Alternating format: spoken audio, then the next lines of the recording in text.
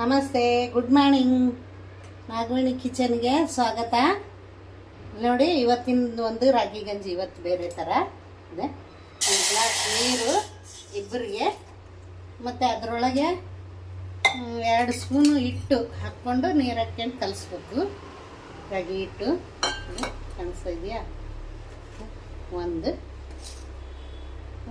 2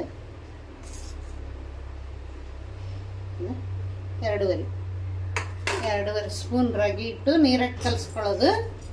ಆಮೇಲೆ ಇದು ಒಂದು 8 ಗೋಡಂಬಿ ಕಾಣಿಸ್ತಿದೆಯಾ? ಒಂದು 5-6 ಗೋಡಂಬಿ, 5-6 ಬಾದಾಮಿ ಇವನ್ನ ಮಿಕ್ಸಿ ಮಾಡ್ಕೊಂಬಂದು ಅದರೊಳಗೆ ಹಾಕಿದರೆ ತುಂಬ ಚೆನ್ನಾಗಿರುತ್ತೆ, ಹೆಲ್ದಿಯಾಗಿರುತ್ತೆ. ಮಕ್ಕಳಿಗೆ ಕೊಡುವುದು ಇದು, ಮಕ್ಕಳಿಗೆ ಕೊಡಲಿಕ್ಕೆ ಎನರ್ಜಿ ಫುಡ್, ಎನರ್ಜಿ ಇದು ರಾಗಿ ಗಂಜಿ ಅಂತೇಳಿ. ಆಯಿತಾ? ರಾಗಿ ಹಿಟ್ಟು ಈ ಥರ ನೀರಾಗಿ ಕಲಿಸ್ಕೊಂಡಿದ್ದೀನಿ. ಮತ್ತು ಇದನ್ನು ಬಂದು ಗೋಡಂಬಿ, ಒಂದು 4-5 ಖರ್ಜೂರ, ಇವು ಬಾದಾಮಿ, ಆಮೇಲೆ ಅದೇ ಖರ್ಜೂರು. ಅಂದರೆ ಇವತ್ತು ಸ್ವೀಟ್ ರಾಗಿ ಗಂಜಿ ಮಾಡ್ತಿದ್ದೀನಿ ಮಕ್ಕಳಿಗೋಸ್ಕರ, ಮಕ್ಕಳಿಗೆ ಹೆಲ್ದಿಯಾಗಿರುತ್ತೆ. ಇದನ್ನು ರುಬ್ಕೊಂಡು ಬರೋಣ, ತರಿ ರುಬ್ಕೊಂಡು ಬರ್ಬೇಕು ಇದನ್ನು ಗಂಜಿಯಲ್ಲಿ ಹಾಕಲಿಕ್ಕೆ.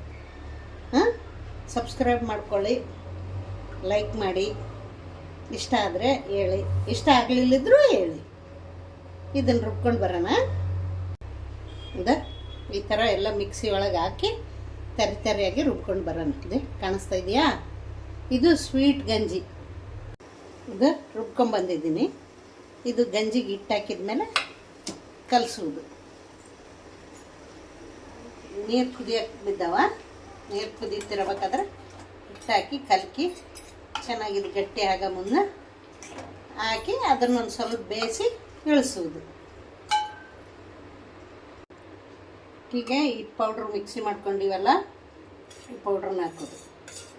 ಪೌಡ್ರನ್ನ ಹಾಕಿ ಕಲಿಸ್ಬಿಟ್ಟು ಚೆನ್ನಾಗಿ, ಆಮೇಲೆ ಒಂದು ಗ್ಲಾಸ್ ಹಾಲು ಹಾಕ್ಬೇಕು. ಹಾಲು ಹಾಕಿದರೆ ಹುಡುಗರಿಗೆ ಎಲುಬು ಗಟ್ಟಿ ಆಗುತ್ತೆ, ಹುಡುಗರಿಗೆ ಬುದ್ಧಿಶಕ್ತಿ ಹೆಚ್ಚಾಗ್ತದೆ. ಸುಮ್ಮನೆ ಹಾಲು ಕುಡಿ ಅಂದರೆ ಕುಡಿಯಲ್ಲ, ಇದರಲ್ಲಿ ಹಾಕಿ ಕೊಟ್ಬಿಟ್ರೆ. ಈಗ ನಿಮಗೆ ಬೇಕಾದರೆ ಹಾಲು ಹಾಕ್ಕೋಬೋದು, ಬೇಡಾದರೆ ಬಿಡ್ಬೋದು. ಆದರೆ ಹಾಕಿದರೆ ಚೆನ್ನಾಗಿರ್ತೈತಿ ಮಕ್ಕಳಿಗೆಲ್ಲ, ಅದಕ್ಕೋಸ್ಕರನೇ ಹಾಲು ಹಾಕ್ಬೋದು. ದೊಡ್ಡವರು ತೊಗೋಬೋದು, ಏನು ಪ್ರಾಬ್ಲಮ್ ಇಲ್ಲ. ಹೌದಲ್ಲ? ಸಬ್ಸ್ಕ್ರೈಬ್ ಮಾಡ್ಕೊಳ್ರಿ, ಚೆನ್ನಾಗಿದ್ರೆ ಹೇಳ್ರಿ. ರೆಡಿ ರಾಗಿ ಗಂಜಿ. ಬೆಳಗ್ಗೆ ಹುಡುಗರು ಟಿಫನ್ ಮಾಡಲಿಲ್ಲದ್ರೂ ಸರಿ ಹೋಗುತ್ತೆ.